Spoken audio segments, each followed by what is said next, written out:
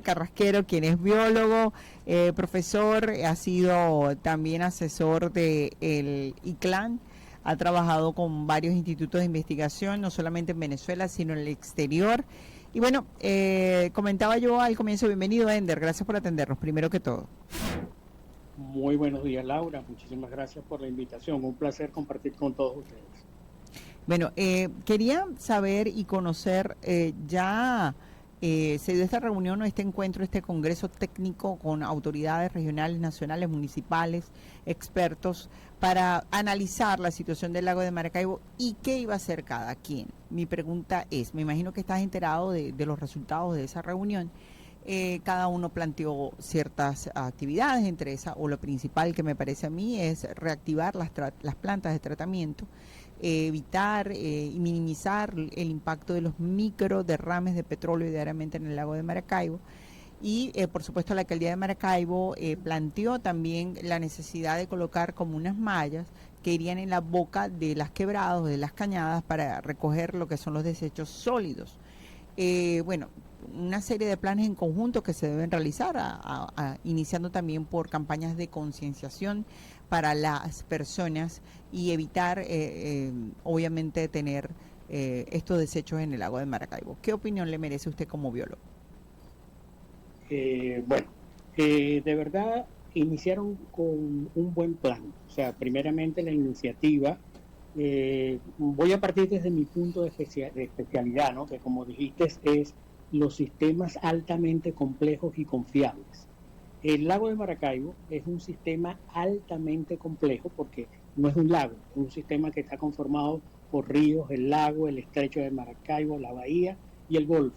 Entonces tiene una serie de condiciones que lo hacen altamente complejo y es una unidad biogeoeconómico-social y ecológica, lo cual hace que se complique mucho más la situación para implementar cualquier sistema. Para ello, entonces, se hace necesario un proceso como el que se ha dado, un proceso gerencial de alta complejidad que requiera la intervención multidisciplinaria de entes, inclusive los elementos políticos son importantes allí, en el aspecto de que hay que conciliar con mucha gente para poder acometer políticas. El hecho que se acometa una política de implementación del estudio del lago, y sobre todo poner a funcionar las 27 plantas de tratamiento, no va a ser una tarea fácil, porque se requiere mucho equipamiento. Son plantas que fueron construidas en los años 90 y ya su nivel de deterioro ya es bastante alto, aparte de los niveles de desbastecimiento técnico que tiene. Lo que respecta a la parte gerencial, que está otra de las medidas que anuncian que es el ICLAN, va a ser el ente rector de todo el proceso. Desde hace mucho tiempo el ICLAN es un instituto autónomo para el cual yo trabajé como jefe de la Oficina de Divulgación Científica y Tecnológica. Se pedía, se solicitaba que tuviera más autonomía de acción, porque simplemente es un organismo con un centro de investigación dependiente de un ministerio. Para acometer un plan maestro, que es lo que debe seguir a esta fase que acaban de realizar, acometer un plan maestro que ya se hizo una propuesta en el año 1990, hay que unir muchos esfuerzos, constituir mucha política, y veo que lo tuvieron en cuenta también, porque nombraron una comisión de autoridades nacionales, regionales, locales y populares para crear nuevas leyes, reglamentos, decretos y ordenanzas para hacer esta regulación. Entonces, poner de acuerdo a tanta gente dentro de un contexto complejo como ese, requiere mucho financiamiento, requiere muchas negociaciones, y especialmente cuando el lago no solo es nacional, el lago es internacional, el sistema Lago Maracaibo, porque desde el norte de Santander también nos envían cantidad de contaminantes de las ciudades que están aledañas, derrames de petróleo por el río Cobañas. Caño Limón Coveñas. Exactamente, el caño Limón Coveñas, y que están inclusive hechas dentro de los procesos de estructuración. O sea, hay estudios muy específicos para ello. Entonces, no va a ser fácil, es una tarea muy compleja. Ender, disculpa, quédate en un solo sitio porque se está perdiendo un poco la señal. Quédate en un solo sitio porque en cuestión de movilidad se pierde un poquito entonces el audio, ¿sí? Por favor. Sí. Ajá, okay. No te preocupes, entonces, ya lo estamos. nos decías que, bueno, es importante reducir todo esto, pero, se aplica todo esto. ¿En cuánto tiempo vamos a ver beneficios del lago?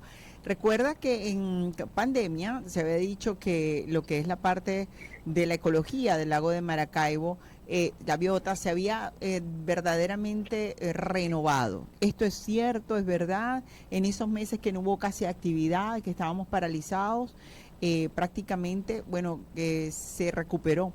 Entonces, claro, porque es un ente natural y él mismo tiene su sistema, pero hay que ayudarlo. Entonces, ¿en cuánto tiempo podríamos obtener unas mejorías en el lago de Maracaibo?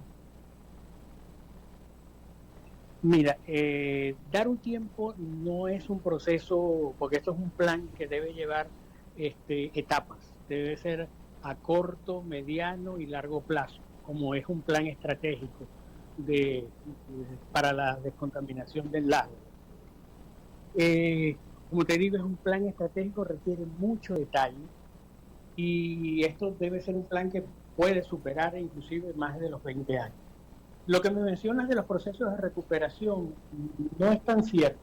Fíjate que yo en el mes de octubre, específicamente el 29 de octubre, sobrevolé la costa oriental y el sur del lago de Maracaibo. Y ya se veía ya los afloramientos en los reactores de algas verdes de lo que iba a suceder, ¿no? Y lo que vivimos con el vertido. Eso no es nada nuevo, eso es algo muy normal dentro del lago de Maracaibo. Por supuesto, causa alarma porque el calor que estamos viviendo en estos tiempos, las lluvias que acontecieron en los meses de noviembre y diciembre, apoyaron entonces en que se complicara la situación. Claro. Pero era previsible si tuviéramos un sistema de monitoreo que no se dio. Y no es nada nuevo, como te digo, en 1974-75 se dio un afloramiento similar, no de esta misma alga, pero igual causaba el color verde, que fue producto de la construcción de las escolleras de lo que hoy es la vereda del lago. Y todos esos sedimentos llegaron al lago y dieron un fenómeno muy parecido a lo que hemos vivido en estos momentos, ¿no?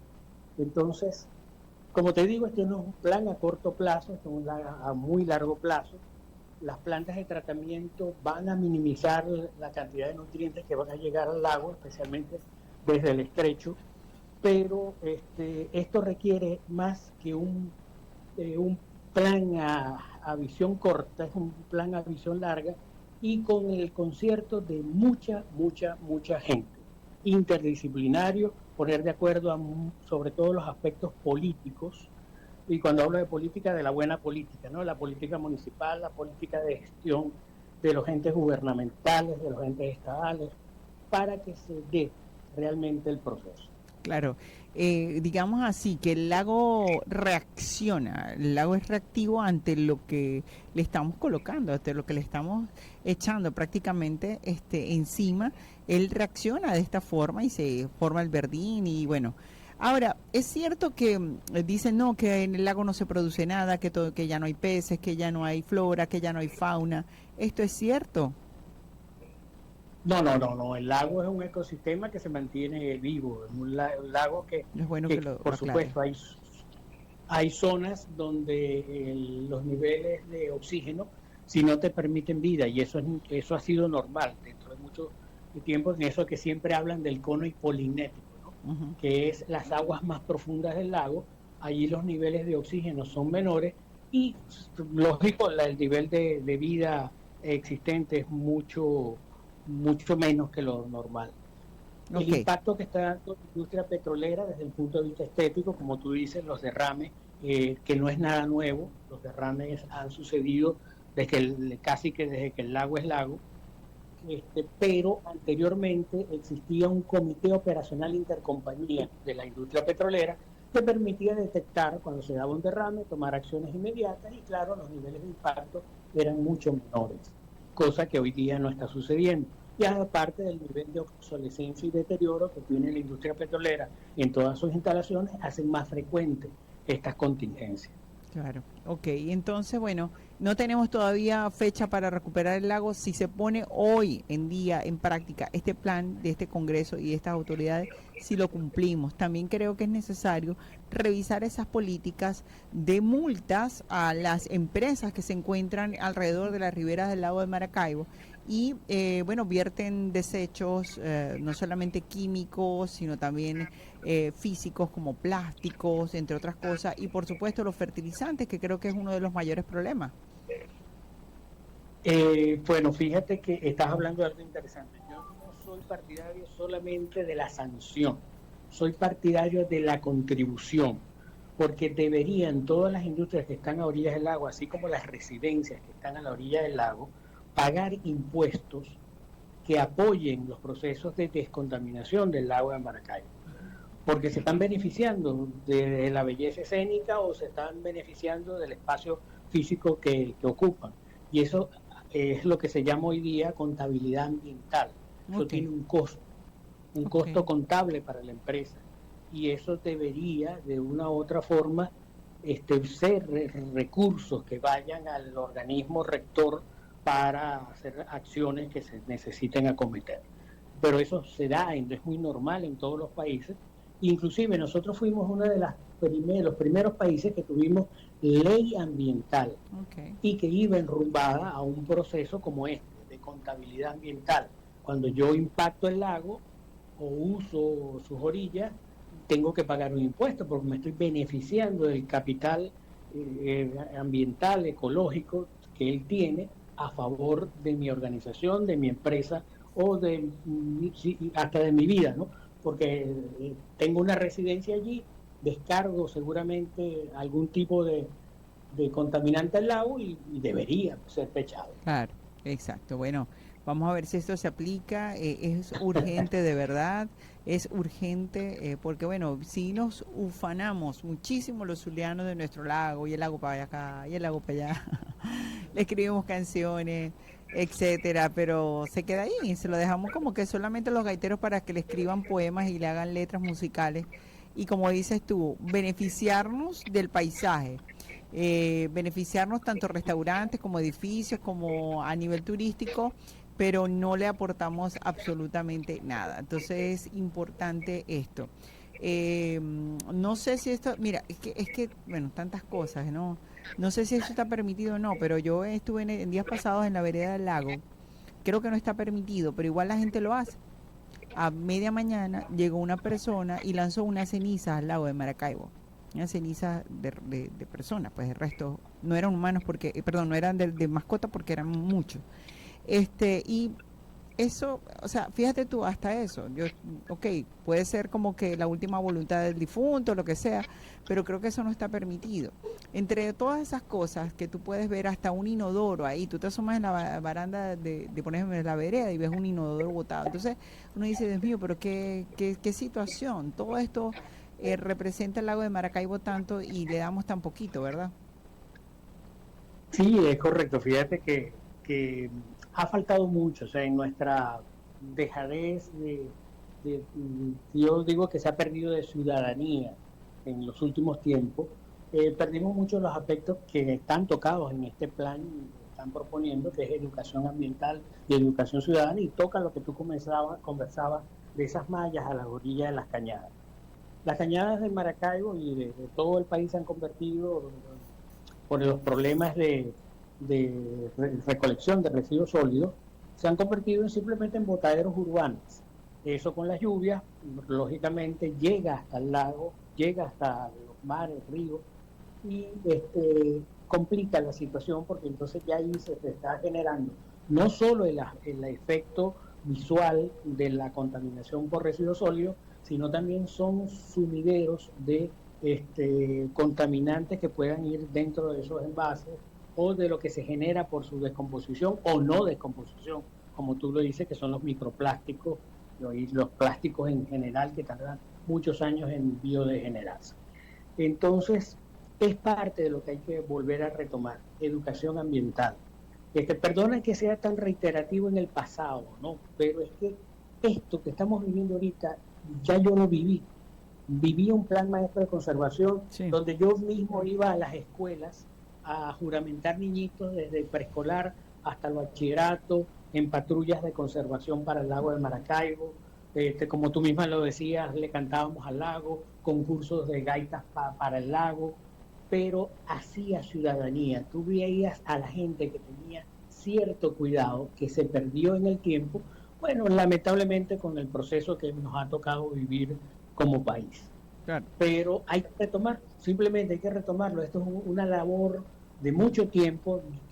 Por eso, como tú me insistes, ¿cuánto tiempo será que vamos a ver el lago? No lo podemos decir, porque ni siquiera conocemos cuál es el nivel de su capacidad de autodepuración. Ajá, exacto. Bueno, sin embargo, ahí está. Dios nos dio ese regalo y hay que cuidarlo. Bueno, muchísimas gracias, Ender, por atendernos en la mañana de hoy. 11:56 minutos. Gracias, Laura. Gracias. Sí, estamos conversando y bueno, estamos a la orden por acá por el circuito Éxitos. ¿Cómo no? ¿Cómo